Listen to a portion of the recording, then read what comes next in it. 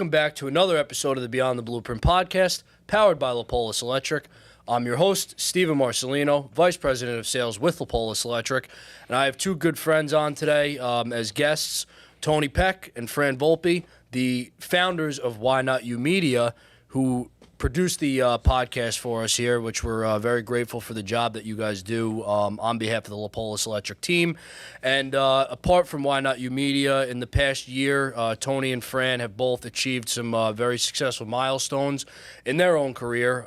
Tony had his opportunity as a TEDx speaker, and Fran received a 100,000 follower subscription plaque from YouTube on behalf of the Snack Time YouTube channel.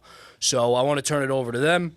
Let them talk a little bit about their recent achievements in the world, so to speak, and take this conversation down an exciting path for all the listeners. Awesome. Well, thank you for having us. We appreciate it. And also thank you for your trust in us to bringing this podcast to life. It's been an amazing journey so far. Definitely. And you know what we always like to say, it's just getting started. So I'm excited to see what's to come in 2025 and beyond. No, I back what Tony said. I appreciate you having us on. It's been an incredible journey. And like Tony said, we're just getting started with this podcast. It's going to grow. The guests are going to get better. And, just what it's doing for you guys online is just, you really can't put words to it. Lapolis, you guys have been around for 40 plus years and have achieved so much. And that's, honestly, if you think about it, without really a digital footprint. And now you're able to do that and just continue to expand the brand and expedite the process a little bit because of social media and because of digital.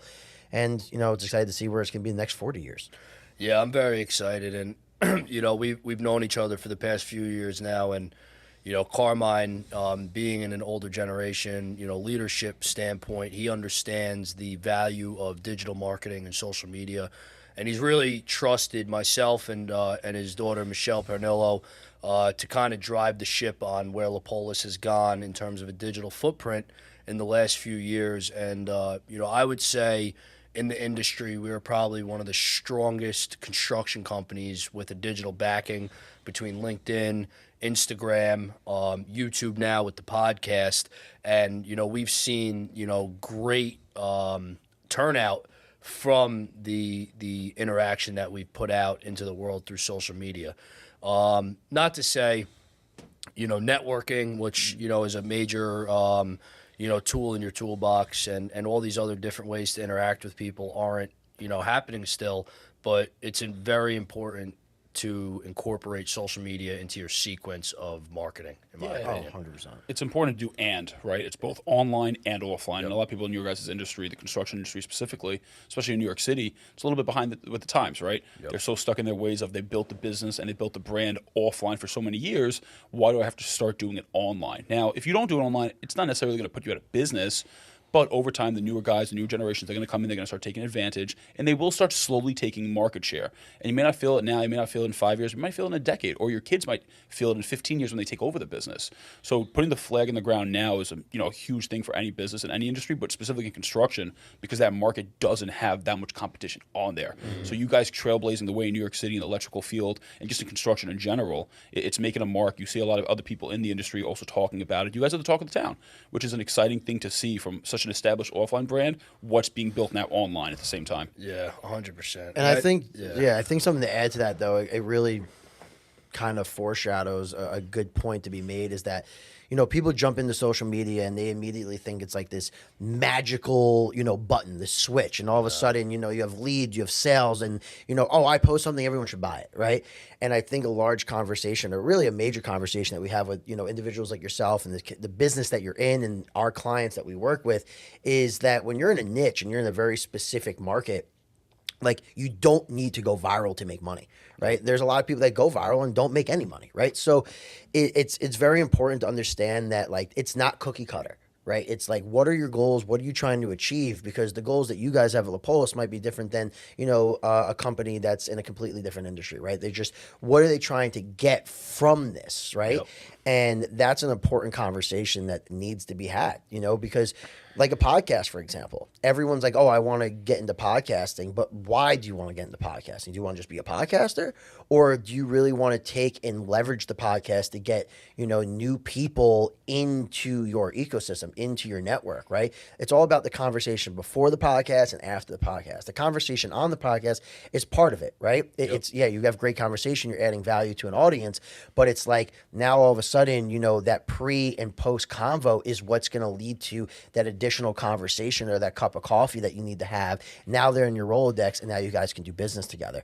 All stemmed from the podcast, but not necessarily because you put it out there and somebody saw it, right? 100%. So I think that people, like Tony was saying, it's an and mentality. It's not an or, right? Yep. You have to understand that it's more than just views and likes and, followers. It's about connections. Yeah, and that's something I always talk about because I talk to a lot of the older generation in my industry and try and help them out with social media and make them understand that posting a video or a photo of your product or service, if it only gets 5 views, like our friend Sisto, if something only gets 5 views, but that one viewer is maybe the president of some kind of building association, then the other views that you didn't get really don't matter. It's the quality 100%. Of the person viewing your content and what you do to leverage those viewers, in my opinion. Everything else is just vanity metrics. It's really nothing tangible. It looks nice, like, oh, wow, this guy got 100,000 views on his photo, but what did those 100,000 views do? And how do I know they weren't just bots? You know what I mean? It's true, man. You don't need the views to generate the business. And the biggest thing I tell people, too, even if you get a small amount of views or even likes, treat it as what they are. They're a real person. Yep. Imagine a room with 72 people. That's a good amount of people. Yep. Most people would not be comfortable speaking in front of an audience of 72 people, but they'll complain they only got 72 likes on a post. Yep. Right? Instead, reach out to every single one of those people to actually try to connect with them, to take that online relationship offline to actually do business with them. Yeah. And that's where the money's made with social media, using it to be social. And I think there's this misconception, right? Like what Tony just mentioned, messaging 72 people, there's work involved. You know, I don't think people understand that what you get out of social media is what what you put into it is what you get out of it. Right? 100%. It's the same thing like going to the gym. It's the same thing in growing a business, whatever you're doing. Like what you put in is what you get out. Everyone just wants to get on social media and become a superstar. Like it doesn't work that way. Yeah. You get 72 likes. Take the time out to message all 72 people. Yep. But you know how many people are willing to do that? Like probably 1% or less. Yeah. The other 99%, what we like to say is that don't be a consumer, be a creator, right? Because if you're just consuming content, you're not getting yourself out there. And if you talk about getting yourself out there, but all you're doing is scrolling on social media, you're literally wasting time. It's like pick the phone up, make a piece of content, and put it out there, and have people consuming you. I think one of the best things to do is that, like, if you're someone that's creating content, put it out there and make sure that the work that in like the time that you're on social media is moving the needle forward. Are you connecting? Are you engaging? Or are you just mindlessly scrolling? Yeah, and you know what it is too? I think a lot of things is when it comes with social media, people just assume it's going to happen overnight because it's at our fingertips. It's so fast. You drop a post, you get likes, you get comments instantly. But what they forget is, like LaPulse Electric, 40 years to build the empire that has been built. That is not a short time span. No. I can promise you, you can build an additional brand online faster than 40 years, but it might take you 14 years. I mean, I'll take that all day long. That's 40% of the time it took to build that amazing offline brand to build something similar online in half the time. But it's still time. And that's that misconception I think social media has to the outside public where it's because it's online, it should be instant versus, okay, if it took you 20 years to build something really strong offline, give it 2 years. That's only 10%. That's not even that much. No. But give it a chance to grow and bud because, again, you're putting content out to build a brand to then really create connections offline to actually do business with long term. And I'll just say this real quick, and I can confidently say that the people that we've worked with, those who stay committed after they really, I'm talking really commit, like it's part of their job description, they see the dividends. Yeah, they do. 100%. And it's not always about just the financial benefit of doing it. Now, obviously, we're all in business and we want to generate business from it, but also an awareness play. Like you mentioned, our friend Sisto, he goes to these events. He is known by people he doesn't know because of what he posts online in his industry. Yeah. That's powerful. What does that add to us? That adds trust. So now when he wants to go close them or go have a sales meeting with them, there's trust already when he's sitting down at that table to close them because they knew him from online. And he never knew them before. Yeah. And that's, I could actually attest to that because I'm by no means like a guru or like a huge influencer in any way, shape, or form. on big on like the Instagram and stuff. But LinkedIn, I have a pretty solid following. You have a great community on there. I have a great community on LinkedIn. And to speak to that, like I went out to my buddy Jimmy Drago's fight in Atlantic City. I was sitting next to some guy who recognized me. He's like, "Oh, you're the guy with the podcast, aren't you?" You know, and it's cool to hear that. You know, I'm like, who am I? Like, I'm just, you know, I look at myself. I'm just another guy. You know what I mean? And I was in Aruba last week, and a gentleman pulled me over on the side of the street that I know from around here. Our companies do business together.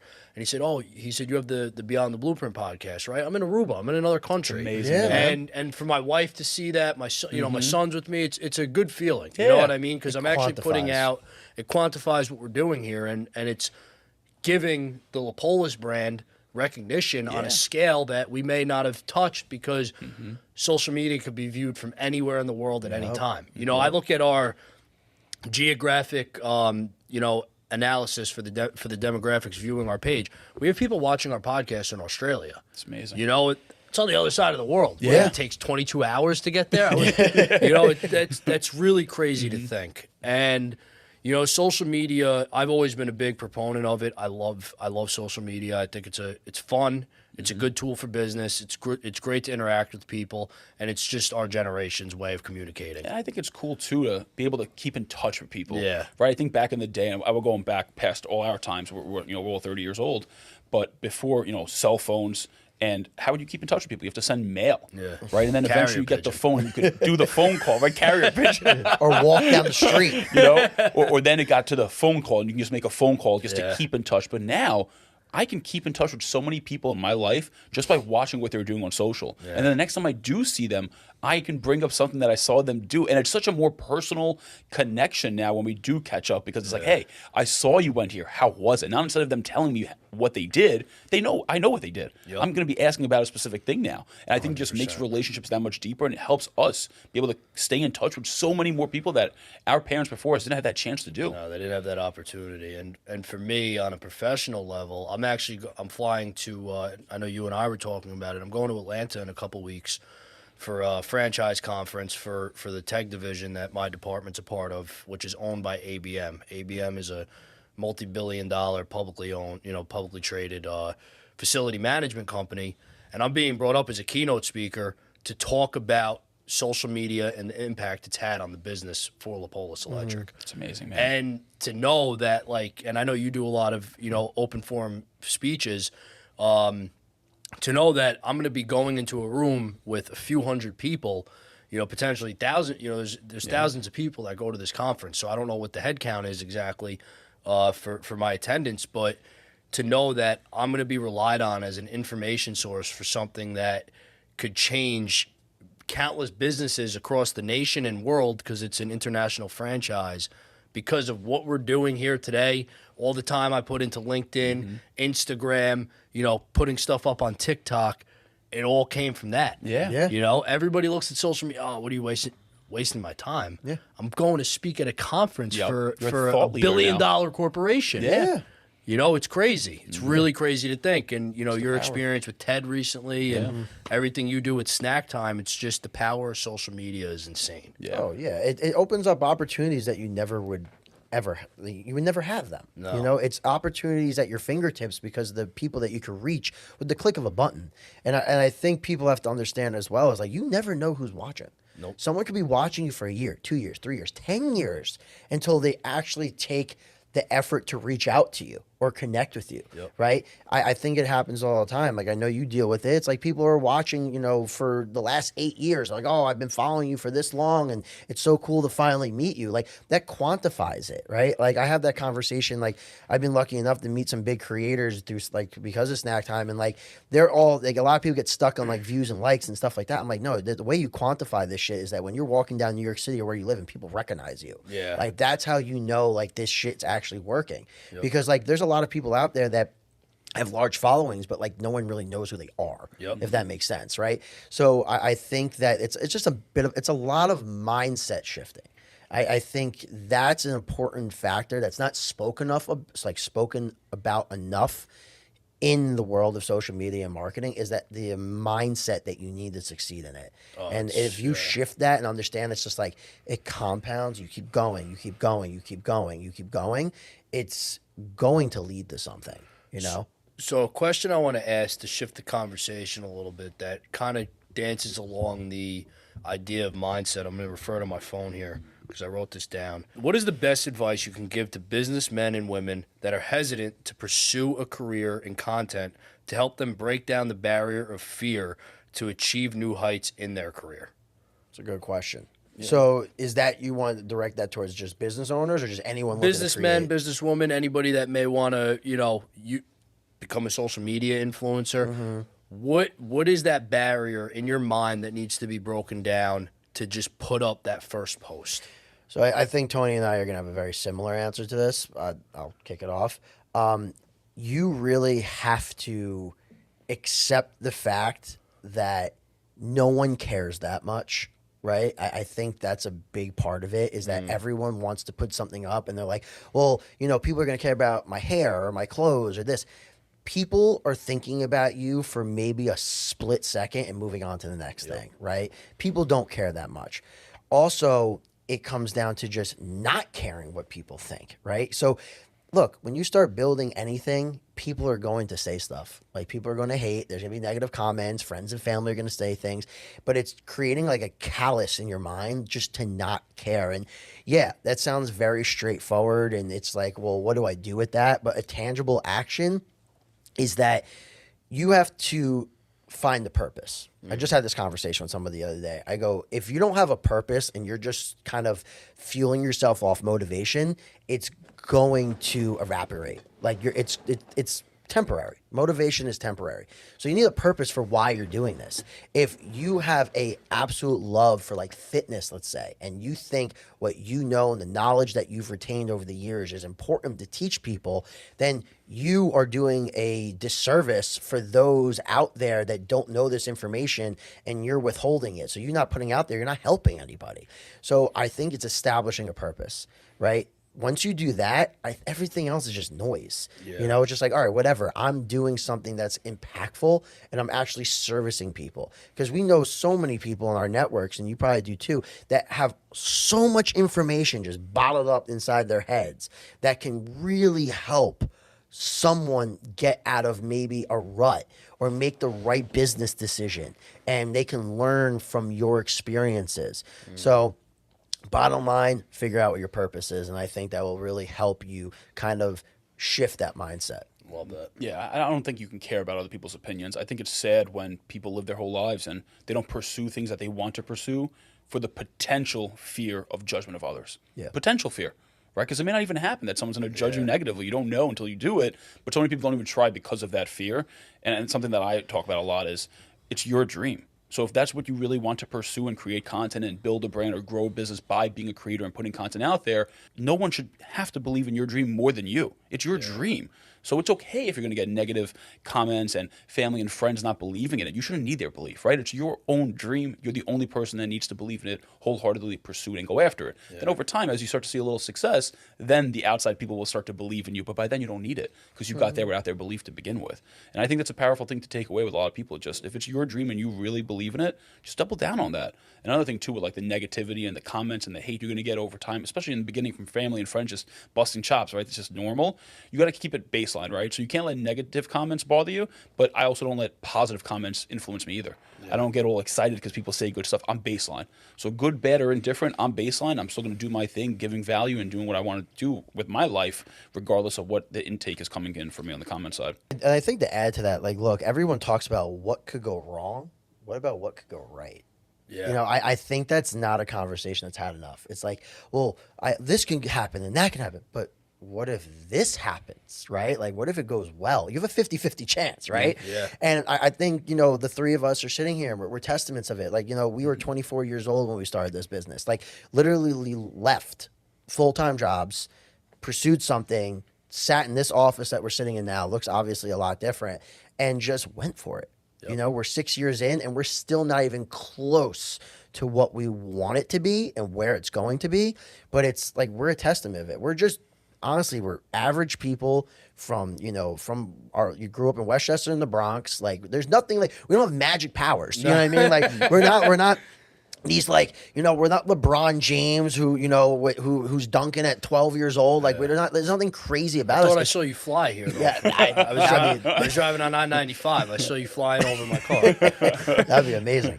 But, it just, we're normal people. Yeah. But the thing is, though, success isn't based off intelligence. It's really based off work ethic and discipline. Yeah. Like, if you get up and do the work every single day, like, that separates you from 99% of people. Yeah, I think a lot of people, they're afraid to start because if they put themselves out there and they fail, they Yes. think they're going to get made fun of. 100%. But if you don't quit, you're never going to fail. No. Yeah. So if you're going to commit to it and just keep on going until you get to your destination. Well, it's like any successful person in the world has failed. Like, I don't care what anybody says. Like, me personally, on my journey that I'm on right now, through Lapolis and just life in general, I've started companies at 18 years old. I've had many endeavors before where I'm at now that I failed at.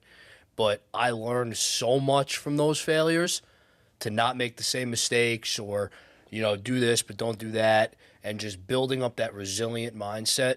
I'm like an armadillo. If something happens, I'll put my shell on real quick, come up with a game plan, and attack again. You know what I mean? And that mindset doesn't come, in my opinion, unless you fail. 100%. 100%. And I just think failure is important. It's the only way to move forward. It's like people, like Tony just said, you don't fail unless you quit, right? Yep. But if you don't quit, you'll never fail. But the failures that you actually go through, you learn from them. Like, losses are lessons. Yep.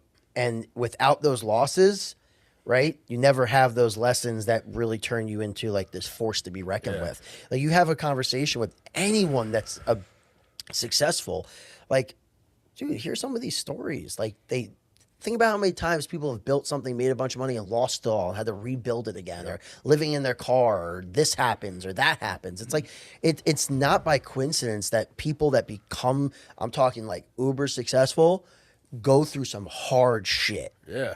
Because you have to become calloused. Yeah. You can't allow things to knock you down and woe is me. Like, I hate that victim mindset bullshit. Terrible. It's like, everyone goes through shit. Yeah. People lose parents, people lose friends, people lose, like, there's people out here that are burying their kids. Yeah. You know what I mean? And guess what they do? They still wake up and they fucking do it.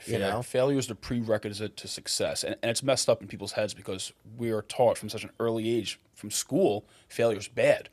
So you come out of school thinking failing is bad, and now you have this mentality of, I don't want to go out and fail. Yep. Failing is a bad thing. But then the big successes of the world, they're the biggest failures. Yep. Like Howard Schultz, the guy that started Starbucks, he got denied 400 times by banks. Most people wouldn't go to 4 banks, let alone 40 banks, let alone 100 banks, let alone the 400 they had to go to before someone said yes to give him $1 to start Starbucks. The biggest failure. The CEO of FedEx had $5,000 left to the name of the FedEx Corporation. He couldn't pay his gas bill to ship packages across the world. He went to Vegas and gambled his last $5,000 to pay all of his debts off to get FedEx to where it is today. This is not financial advice. This is not financial advice. Don't go to Vegas and gamble all your life savings on blackjack. But it just shows like how close you have to get to that brink of absolute failure to then pass through to get to that success. Well, even just from personal experience, when I was brought into the department I'm in now at Lapolis, our office had folding tables and broken chairs when I came into the department 5 years ago. Wow. We are now making tens of millions of dollars a year as a department because we re-strategized, came up with a game plan, we put together an awesome team of individuals, and we are now successful. But leading up to that, this department started in 2014. I didn't come into the department until 2021.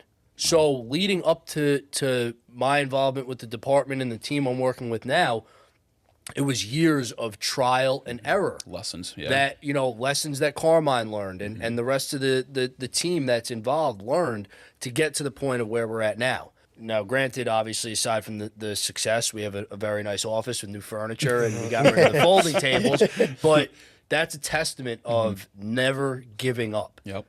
Carmine could have easily went upstairs to that office, said everybody get out. Yeah, pulling the plug. Turn that into a project management office for his commercial division, and just completely gotten rid of my department. But he gave it that one more chance, and now from where we were to where we are now, it's night and day. You know what I mean? And that'll always be like, that's really where my passion comes from. To walk into an office where the rest of the building is beautiful, furnished, you know, and to walk into an office where your desk is a folding table because your department really hasn't created much revenue. Yeah. To see where we are now, it's a beautiful testament to just never giving up. Failing forward, learning with each failure, and just getting better day after day. It's really what it is. It's crazy. And that goes for everything in life, man. It's like what we teach with clients. It's like, look, it's like life is a game of testing, right? You're constantly testing things and seeing what works and what doesn't work. Same thing that goes for marketing. Same thing that goes for, you know, the way you shoot a basketball. Like you're always constantly testing things to see, you know, what could be better. But like, you never figure that out without, you know, trying. Like I used to say to myself all the time, the small things matter. The small things is what lead to the big things. Everyone's trying to jump to that big thing right away. Like you mentioned before, like there's an overnight success where, you know, all of a sudden you post something and boom, your life changes. Yeah, you are one post away. But if you really look at it and the people that, you know, truly build something, like the amount of, just look at musicians or actors or business people, like all this stuff, like they've started countless amount of businesses or released countless amount of music or been in crappy movies and television shows until they get that big break. But they never gave up. That is honestly, if you think about it, that is the common denominator. They never give up. Yeah, and I hate that whole mentality of overnight success. I think there's one-offs, you know, maybe some people get extreme. I think overnight success is based on extreme luck. Yeah. But if anybody ever looks at someone, you know, any of us sitting here or people we know in our lives and said, oh, he got that easy. Look at him. He's got, like you have a huge Instagram following. People are like, he's a huge social media influencer. It's easy for him. No, it's not. The road it takes for people to get to that point. You talk about it all the time. You had a speech impediment as a kid, and now you're doing TED Talk, public speaking and TED Talks. They don't, and that's the problem. People are ignorant, you know, and they don't look at that road that it takes to get from point A and then point X, Y, Z to get to point B. Well, I think what other people don't realize either, aside from just what goes into getting there, what it takes to stay there and to continue going on. It's a whole nother animal. I can just wither away right now and stop doing everything I do, and I would lose everything I have. But to maintain what I have is tremendous amounts of work that people don't want to put in just to get to where I am. That's just what I mean, maintain. It's almost harder to maintain than to get there. People don't realize that because now you made it, you're out there, you're known. Then what do you have to do now to keep staying and keeping that attention and keeping what you're doing and getting better and growing from there? You know, what do I do from a TED Talk now? Right? Now I just set the bar higher for myself. So I have to continue to elevate myself to get to the next level of who I can truly be. And then what got you there isn't going to get you to that next level. You know, it really, that's what people, there's that, you have to change your perspective. Okay, I got here. Okay, how do we go from here to here? Like, what extra do I have to do? You know, those are conversations that if you're trying to really, you know, grow in life, those are the questions you're asking yourself. Like how do we, okay, look, we achieved this, but like now I went from this, how do I get here and what needs to happen in between?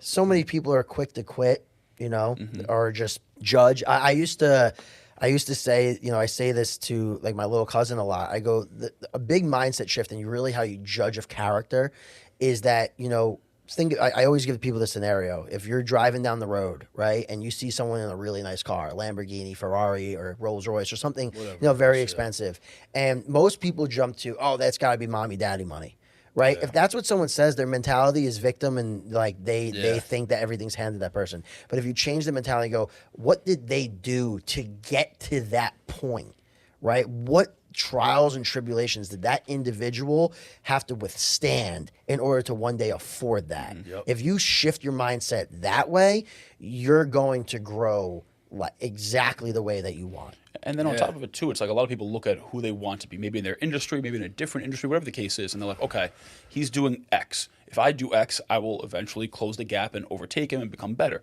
That's not the case.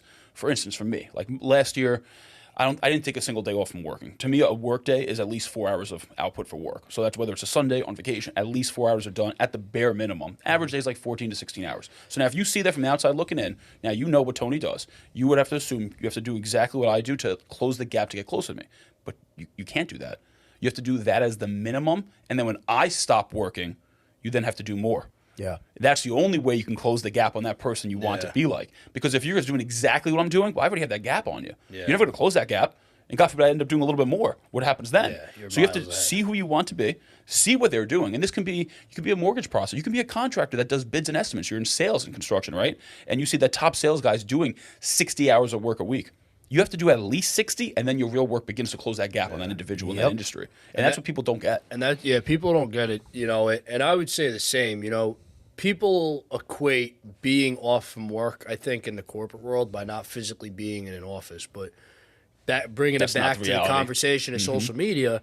If I'm not working physically, Monday through Friday in the office, conducting business on the weekends, LinkedIn, you're engaging, Instagram. I'm engaging with people. Strategizing. Who's my next guest? Yeah, putting up, scheduling content, and I'm working on the business and not in the business. Yeah. And there's a very big difference. Working on the business is where the growth happens. Yeah, and I that's a good point, right?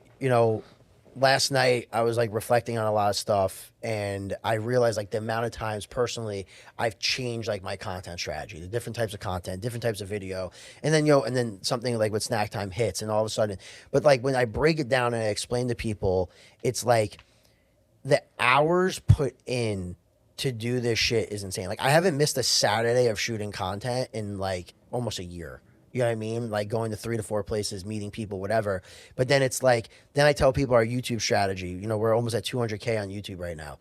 We were posting 3 to 4 times a day. Like do the math. There's 120 times a month. Was that long form videos? No, or it's short. It's all shorts. So it's anywhere from 120 times a month. Then Instagram, we post minimum 3 times a week. And then I sprinkle in my own stuff. TikTok, like at first TikTok wasn't moving. Kept going. It's at 60,000 now. Hopefully it doesn't get banned. But like, but at the end of the day, it's like, it's based around a food brand. But really for me, the reason why like I fell so in love with it, one, I love creating content, right? It could have been me changing tires. Fran just loves eating food. Don't let him fool you. Yeah, I love eating food too. I love eating food too.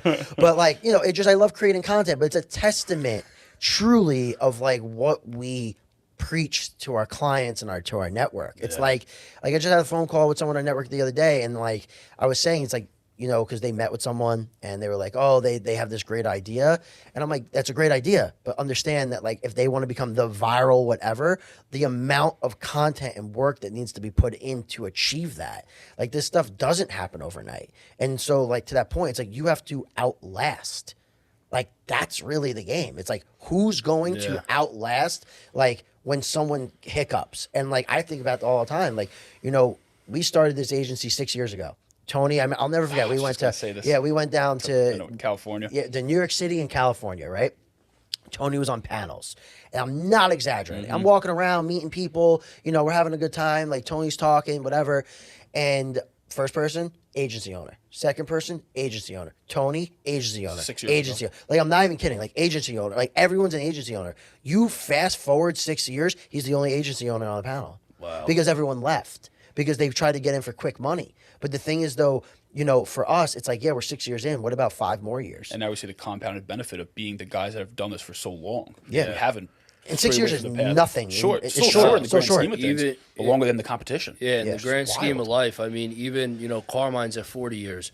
Safette with Conti's, their bakery's been open for 100 plus years. Yeah. It's like when you start looking at these older, I'll call, veterans in the industry, they've been around for a long time. Yeah. But along that road to get to where they are, you don't just open up. Like Carmine, when he opened his business 40 years ago, he was changing light bulbs and outlets in people's houses. Yep.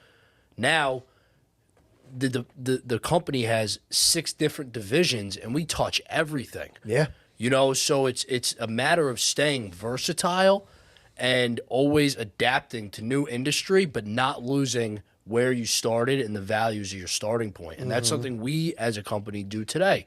If somebody calls and says, hey, I need outlets installed in my bathroom, we'll install the outlets in the bathroom. Yeah. If somebody calls me and says we need to do an infrared test in our building can do it. to look for problems, we'll do that. If somebody says I need to build a skyscraper, we'll build a skyscraper. Yeah. You know, LED lighting, car chargers, solar panels. Yeah. And that's like the same thing for you guys in your business. Yeah. You guys produce podcasts, you do content strategy sessions, you know, you speak in live forums, you hold networking events. So that mindset of not pigeonholing your business into one thing is what will help you grow into the next 5 years. 100%. And I have a lot of respect for guys like Carmine, man. I really do. And Carmine and other guys that we work with, and I have the privilege of knowing, I look up to them as mentors in the game of business, right? Now, Carmine's in construction. You mentioned someone like Safetti who owns a bakery. He's another mentor who's not in construction, but him and Carmine, right? They're smart businessmen. And the reason I've learned this on the journey the last 6 years of who's a smart businessman versus who's not is the willingness to learn and be open to adding new things to the business to not be left behind. And this is one of the biggest things is social media for a business like yours where your industry doesn't take it that seriously. The fact that Carmine said, I know it's a serious thing. I don't know how to do it. I'm going to bring in professionals to help us do it so we continue to stay front and center for the longevity of Carmine, Lapolis Electric to be around for the next 40 years, right? But that's a smart businessman to have that acumen to say, I'm not done yet. I've built an amazing empire. The business is huge that we have. And he could just say, I don't need to do the social media if I don't want to. But he chose that. Why? He's a smart businessman. And that's what that comes down to. And you don't see that as often anymore, which is sad. But you can tell when they are smart in what they do by being willing and open to adding more things to see if it can help. Will it work? Will it continue to keep our market share where it is? Can we grow our market share a little bit? Will it keep us front and center in people's minds? And that's a huge testament to Carmine and what he's built with Lapolis Electric, man. It's an awesome thing to see. And for us to get to be a part of it is a really massive privilege and opportunity. And we appreciate you guys. It's definitely great. We love, you know, obviously we love working with you guys. And it's more than business, you know what I mean? It's a friendship at the end of the day, and I think that's where all the best business relationships are developed. You know, aside from all the other stuff we discussed today, I think we could all agree relationships are the only reason that we are in the rooms that we're in, you know, this day and age. Absolutely. You know, and being able to sit down and have lunch with people and just talk about life. I mean, that's what it's all about. Be friends, man. And when you're friends with each other, you genuinely want to help each other win, right? That's the feeling I get with everyone we work with and deal with. It's like, I want to see you successful, and you want to see us successful, and we're in it together, man. And that's a cool feeling to have. But I think you got to hit on the story how me and you got connected, because I think it ties everything all together, man. Yeah, I mean, when Tony and I met, I was going to a networking event down in, I was in Staten Island. It was at Hobart Taco. Yep. And long way from home, Dorothy. Yeah, long way from home. And for both of us. And I'm down there. My goal is to connect with property managers and other people in the industry that I deal with to discuss my service to benefit them. Tony was there, coincidentally, and I had followed him on Instagram, and I knew of him to speak on content creation for real estate agents. And after the meeting, I walked up to Tony and like you said, you know, you gotta be confident, shoot your shot, do whatever. I don't know Tony from a hole in the wall. And I'm walking up to him and I'm like, hey, I'm Stephen Marcellino. I follow you on blah, blah, blah. We talk. He's like, oh, great. Let's get together and have a cigar.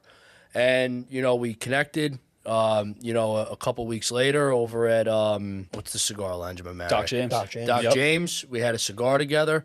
And the rest has been history since then. It's 4 years ago, man. January 2020. Yeah, four. Was it that long ago? Yeah. Wow, I can't believe it. And since then, Tony's been able to see my golf game evolve from terrible to worse. Yeah, from infantile to beginner in 4 years. And you know, and I'm listen, not too far you know, behind him. and that's what it all comes down to is relationships. And I got to introduce him to Carmine. We got involved with your golf outing. And, you know, over the years, we really developed this great relationship. And one thing that I really commend you guys for as a team, and it's the same belief as me, is the whole people buy from people mentality. You guys were more focused on developing a relationship with myself and Carmine and the rest of the guys over at Lapolis before we even got to this point. We had a relationship for 3-4 years before we even did the podcast or anything together, you know, but we were always engaged. I think there was one point when we first met, we were playing golf together at least once a week. Yeah. Yeah. You know, and just Yeah. hanging out. And you've connected me with some great people throughout time that I'm, you know, great friends with now. Yeah. You know, like Joe awesome to see. House and all these guys. Sisto even, yeah. Sisto and Carmine are like best friends now. I know that was a match made in heaven that when was we went that was like a golfing. That was match. great. Yeah, honestly, if the social media didn't work out, you could be like a Cupid and fly around with an arrow and just shoot people with it. Westchester's matchmaker Yeah, for Westchester's business owners and matchmaker. professionals. You're gonna have to patent that. No, but no, seriously, and that's a testament. You know, us sitting right here is a testament to how serious relationships in business can be. 1000%. Yep. know. They open doors, man. That's what they do. One thing I want to throw out there back on the content creation topic. So fear is one aspect of it, you know, overcoming fear. But how important is remaining vulnerable when creating content? That's good. And you could take that wherever you want. I don't have a specific, you know, avenue I want to travel with that, but I'll how hit on that first. how Yeah, thank you. important is vulnerability when creating content? I think for me, it stems from people want to work with those they like, know, and trust. Yeah. And by being vulnerable, it gives people the opportunity to really connect with you much more deeper than surface level of, hi, this is what I do and this is how I can help you. This is who I am. And by putting that out there and being open about the good, the bad, the indifferent, family stuff, and just showcasing what you have going on, people can really buy into liking you as a person. And if they like you as a person, they're going to be way more likely to do business with you no matter what it is you offer, whether we sell social media or socks or food. It doesn't matter. It's they like us. And the only way to do that is to put your guard down and be vulnerable. And I'm big on storytelling, right? The more you can tell stories about personal experiences, things you went through, how you've learned from those things, how you grew from those things, that's going to build such a deeper bond than any quick fix, tip, or salesy pitch you can put on social media. So being vulnerable, I think, is an amazing gateway to build deeper relationships online with people. Yeah, and I agree. You know, it's authenticity. You know, Ed Milet said it. You know, guys worth hundreds of millions of dollars. He said vulnerability will make you rich. Because it's when you're able to give people access to you in a different way and get to know how you think and what you feel, and it just there's a difference between a follower and a fan. And I think that's something that people have to understand is that, yeah, you can have all the followers, but you have fans. Yeah. Fans are people that buy. Followers are the people that just watch. Fans are people that show up when you do stuff. Like, Yeah. who can you reach out to? No, it's a great point. I love that. You can have followers, you have fans, and Yeah. a lot of people chasing followers. Yeah. That's not going to do much for you, right? No, you want fans, you want a community, you want real relationships, man. That's the biggest thing. We're leveraging online to actually connect with people offline like we did and so many other people between us. Just from like a marketing standpoint, right? It's like everyone, like short form content is extremely important, right? It's quick hitting, gets to the point. But for people, when you start releasing long form content, we like really advocate this for clients, is that like get into short form first and then eventually move into long form, right? Or mix the both like we've done here. But if someone's willing to sit there and watch you for an hour, even 30 minutes, they're a fan. Like, that's how you have to look at this. Anyone can watch your short form content. But then if you put out long form content and you get 30 views, 100 views, those people that watch for a significant amount of time genuinely give a shit. And that will compound. But you have to give things time. Like, you cannot rush the process.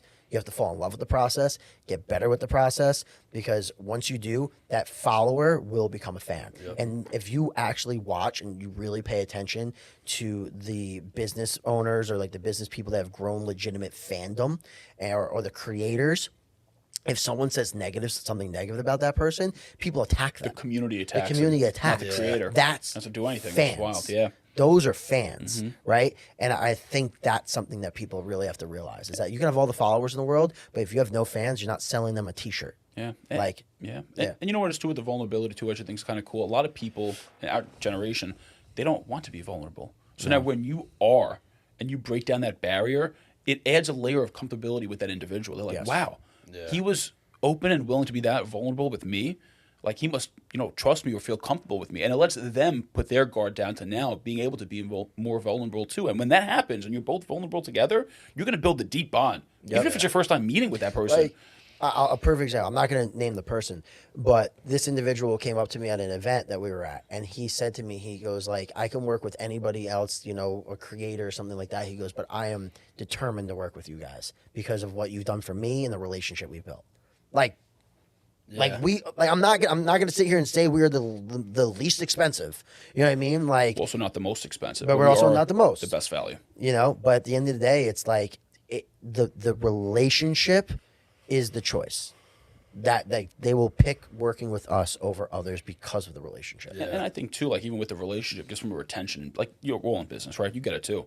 When you have a relationship with someone, they're going to be less likely to leave you at the drop of a hat for one small inconvenience going on, right? Yeah. You can drop the ball on maybe getting out a bid. And if you had that relationship with that person, it's okay. I know Steven's going to get it to me tomorrow. Yeah. You know, and but you had that relationship. If you don't have that, and let's say you build a fully digital business and you never touch or go out to meet the client or actually do outside phone calls that aren't only business, the first inconvenience or hiccup Kills that you. happens, they're just going to cut the cord. Yeah. So you're investing into the emotional people tie. that already believe in you. I'm big on going deeper with who we have. I'm not constantly looking for new. I focus on who we have in front of us. By taking care of them, going deeper with them, they're going to send referrals. And then that referral has so much trust because a person that is using us is telling them to use us. Yeah. So why would I go out seeking new and leaving who already believes and supports us at the wayside to fall off while going get new? And then you constantly cycling new and new and new. You don't want that. You want to build who you have already. And the last thing I'll add to that, because I know you're going to probably want to wrap up, but is that we genuinely give a fuck about the brands of our clients. Yeah.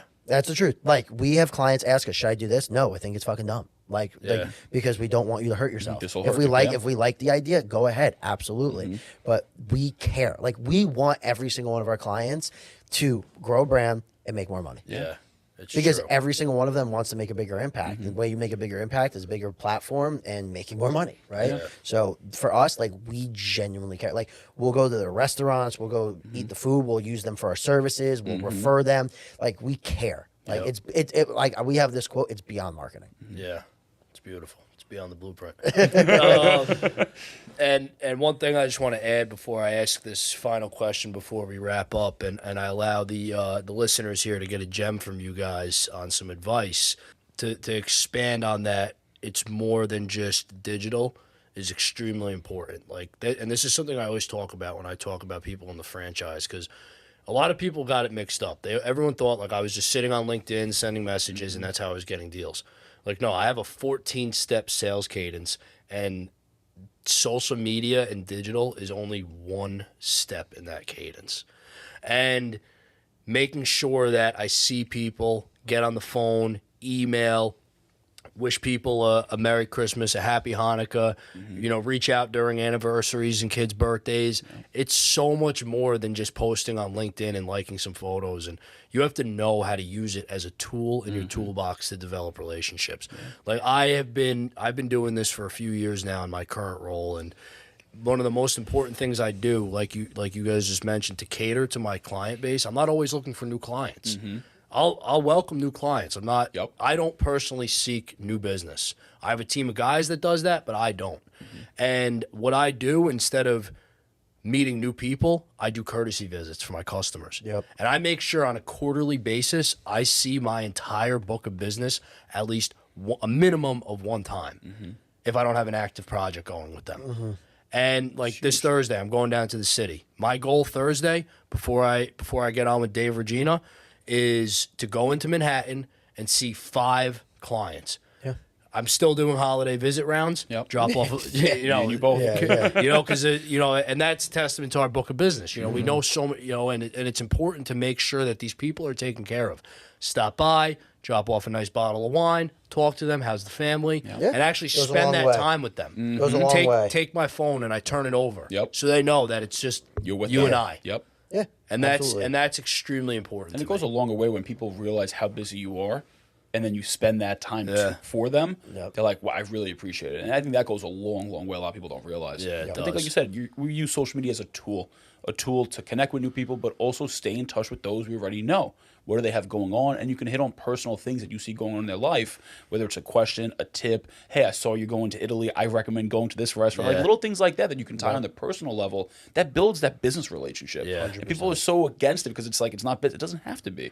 It's still 100%. enhancing that business relationship by knowing about personal things and adding that into the repertoire of, like you said, that 14-step cadence. It goes a long way, man. A lot of people don't realize that, and that makes the difference for the younger guys like us, because we are the younger guys in the generation in the industries. That's a fact. It's so true. And it's hard, right? We're always an uphill battle because we're dealing with a lot of older people, which is nothing wrong with it, but they always look at us, we're the younger guys, we may not be as experienced, whatever the case is, but by doing those little things, the amount of respect that we get, because they're like, that's like me, and they're not my generation, but they get it. And it's true, and it's real, and it's authentic. And that, I think, really does make a massive difference. And I think too, it goes far beyond our skills that we possess from a business perspective. And this is a completely, this is like a whole nother episode. We could talk on this, what I'm about to say, but I'm going to just throw it out there. We're gonna drive Steve nuts. We were raised old school. Yes. Yeah. And I think that plays a major part into 100%. how we conduct ourselves today. So one thing I want to ask you guys, and then we'll wrap it up here, is when creating content for business, does that content need to be all about the business, or can you create content based on topics that may be hobbies or trends to bring more eyes to the brand?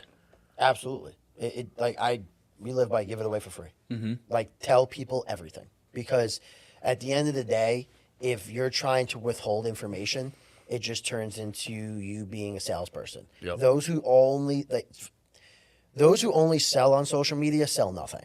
Those who give everything away for free are the ones that sell things. Because when you're able to help someone through a problem and giving them information for free, when a bigger problem arises and maybe they do need your help, you're the first person that they think of. Mm-hmm. And then you brought up hobbies and stuff. Absolutely. It goes back to the vulnerability thing. Yep. Like, you don't have to, if you're like, just use real estate, for example, right? Like, if you're a real estate agent, you don't always have to talk about real estate. You can if you want, but it's okay to mix in family stuff or personal stuff or sports wine, or whatever it is that you like. want. Because it all comes back to you at the end of the day, right? And I think it's important for you to put that out there. And look, there's marketers out there that will completely disagree with us, and they're like, niche. I get it.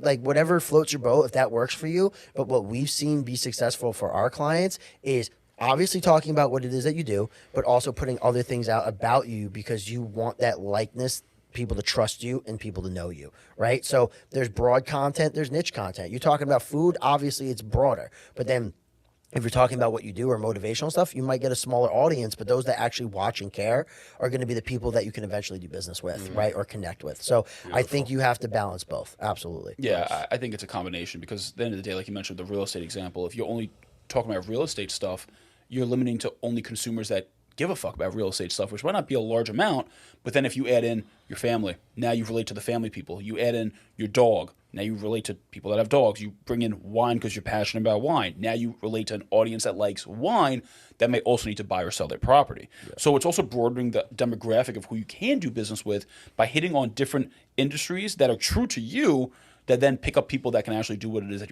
you do offer. Like for me, posting about cigars. It's nothing to do with my business, but then people will reach out about cigars, we'll connect, and we'll go get a cigar meeting, and then we end up doing business because I posted about a cigar. Yep. So true. It goes way beyond just doing the industry stuff about what it is you're doing, because now you're going to build a deeper relationship with people. And another point too with it, it's if you're doing 4 or 5 different types of content, like different things, wine, real estate, family, whatever the case is, you might find people that like 2 or 3 of those things. And now they like you that much more than them just only liking the real estate content because that was the only thing you were doing. I'll add this just real quick. So I did a consult out in Long Island for a client of ours yesterday. And I, walked in talking to the guys with Steve, and one of the guys we deal with makes a joke. He goes, "Oh, all these guys watch you online for your food stuff." These are older men. Like, these guys are all like, the youngest were like 26. Everyone else is 45 and older. Some of them are like 60, right? But when I stood up there and talked and like consulted and broke down what we're doing for them and what we're going to continue to do for them, like, I've never seen, because we talk to a lot of like older men, let's just call it as it is.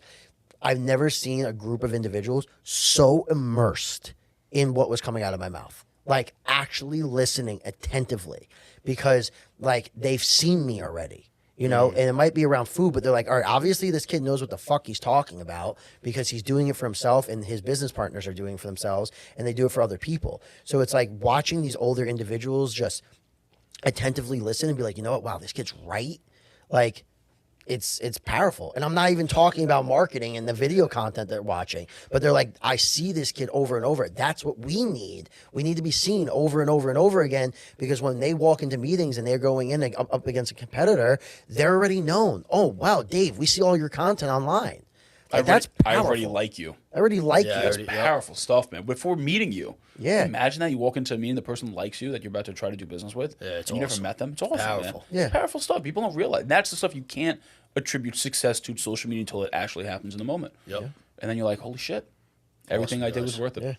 Listen, I really appreciate it. I think this was a great episode that we were able to bring to the listeners today. my man. 100%. Our pleasure, brother. Thank you for having us. Yeah. And everybody that tuned in today, I want to thank you again for listening to the Beyond the Blueprint podcast, powered by LaPolis Electric. I'm your host, Stephen Marcellino. Have a great day.